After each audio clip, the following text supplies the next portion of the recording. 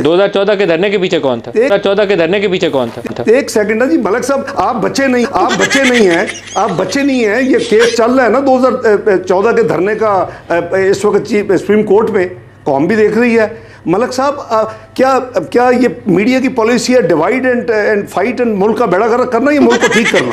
I think we should be on same page. Supreme court के सामने जो case है वो फैजाबाद धरने का है, उसके लिए, और फैजाबाद धरने के अंदर जनरल फैज का नाम लेकर काजी फैजी साहब ने ऑर्डर लिखवाया हुआ है। लेकिन 2014 के पीछे कौन? अगर मीडिया ने इसी पे रहना है तो फिर पाकिस्तान का अल्लाह हाफिज है। अगर आपकी सोच यही है कि भी इंतकाम का अनाउंस करो, या फिर हम कह रहे हैं। नवाज शरीफ ने बहुत बड़ी बड़ी भड़कें मारी लंदन में बैठकर। क्या कहा? मैं पाकिस्तान आऊँगा तो मैं बाजवा की जनरल फैज़ की टांगें छत से लगा दूंगा, ये कर दूंगा, वो कर दूंगा। बेचारे नदीम मलिक ने सिर्फ इतना सवाल पूछा है इससे, और इसी साग ढार की, इस चोर की ज़रा बकवास मुलाहिजा फरमाइए ना कि हमने पाकिस्तान की इकॉनमी को, अवाम के मसाइल को ठीक करना। वो जमात कह रही है जो 24वीं मीशत जिसने बनाया, वो जमात कह रही है कि जिसकी परफॉर्मेंस के बेसिस के ऊपर global price water house authority ने लिखा, आपके पास रिपोर्ट की कॉपी है वरना मैं भेज देता हूँ, कि ये 2030 में दुनिया के जो ग्लोबल G20 प्रीमियर क्लब है उसमें शामिल होगी। तो क्या वो हमें वापस लेकर जाना चाहिए? मैं हम कुछ ऐसा नहीं पूछ रहा, मामला जो हम लोगों ने खुद से घड़ा और घर बैठ के, मैं वो सवाल पूछ रहा हूँ जो नवाज शरीफ ने, आपकी पार्टी के लीडर ने लंदन में बयान दिया था। पार्टी ने उस पर क्लैरिटी दे दी है, पार्टी ने क्लैरिटी। हम मलक साहब, आई थिंक आप फैसला कर लें, मेरा ख्याल है मैंने आपको जवाब दे दिया। आप उस जवाब को एक्सेप्ट करने के लिए मेंटली तैयार नहीं है।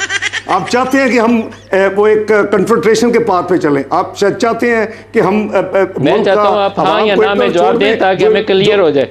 मैं हाँ या ना में जवाब, पार्टी ने अपना पोजीशन क्लियर कर दिया। मैंने बड़ी पूरे मीडिया के साथ, आपका भी नुमाइंदा मौजूद था लंदन में, मैंने उसका जवाब दे चुका हूं मैं कि हमारी जो होगा पूरा फोकस हमारी लीडरशिप का, मियां नवाज शरीफ का, पाकिस्तान को इस भंवर से, इस दलदल से निकालना, पाकिस्तान को दोबारा 40s में हम चले गए, दोबारा 24वीं मीशत पे लेके जाना, और कोशिश करनी कि 5 साल में G20 में शामिल हो, जो कि हम लूज़ कर चुके हैं। हमारा ये होगा।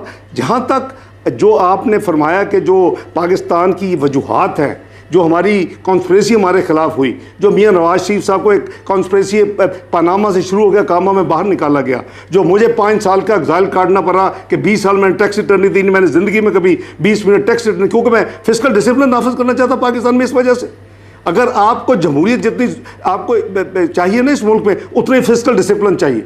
तो मैं अर्ज़ कर रहा हूँ उन चीज़ों के लिए हम एक चार्टर ऑफ डेमोक्रेसी का अनफिनिश्ड एक आइटम है, वो है ट्रूथ एंड रिकन्सिलिएशन कमीशन।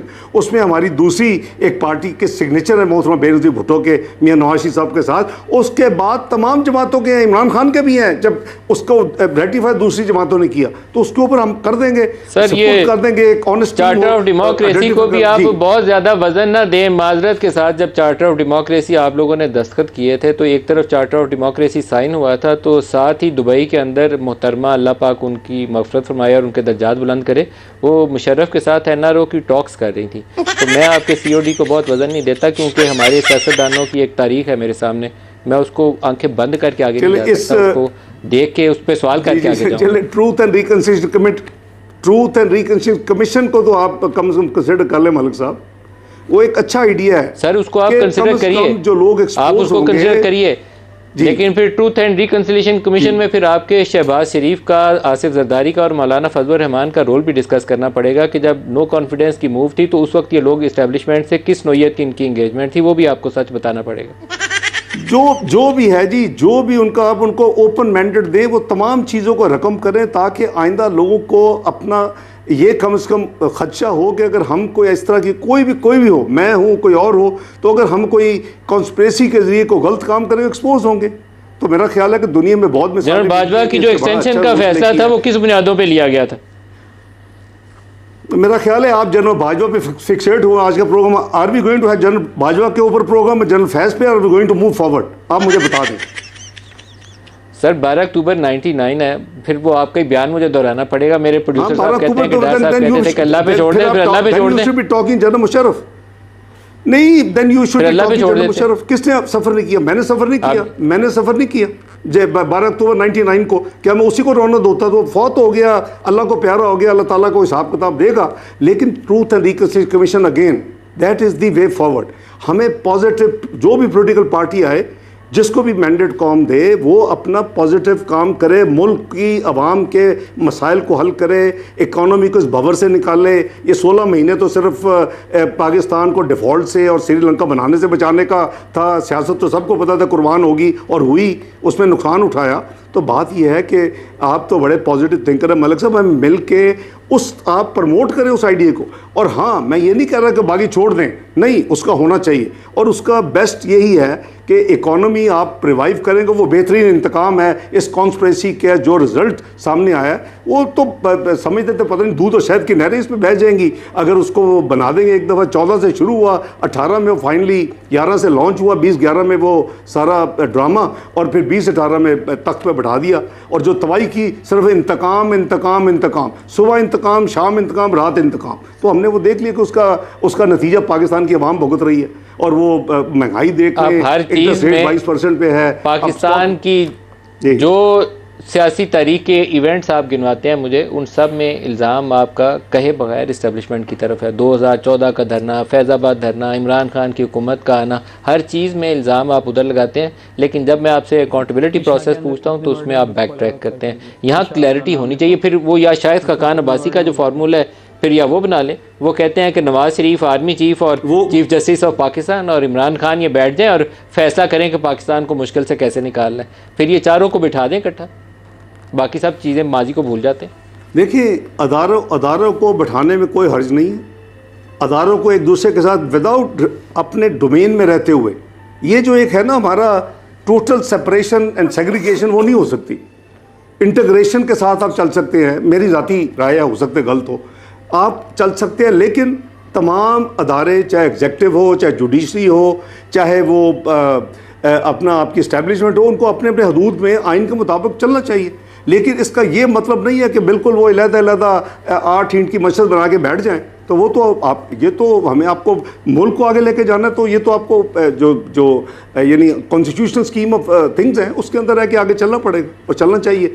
अब वो शायद का कॉन्सेप्ट क्या कहते हैं, उसी वो ही जवाब दे सकते हैं। वो उसमें मियाँ नवाज शरीफ तो अगर इलेक्शन होता है तो फिर तो मैं समझूँ, अगर यानी एक हुकूमत है, एग्जेक्टिव है, तो एग्जेक्टिव का जो भी प्राइम मिनिस्टर होगा वो PMLN को होगा तो मियाँ नवाज शरीफ होंगे, किसी और जमात को तो वो होगा। लेकिन वो क्यों आइडेंटिफाई कर रहे हैं एक ख़ास बंदा, आई हैव नो आइडिया। अगर PTF और एनी कोई लक अगर को उनका को गवर्नमेंट होती है तो फिर तो कुछ समझ आती है। लेकिन मुझे नहीं पता कि वो ये आप शायद खाकान साहब से पूछे कि उनकी लॉजिक क्या है इसमें।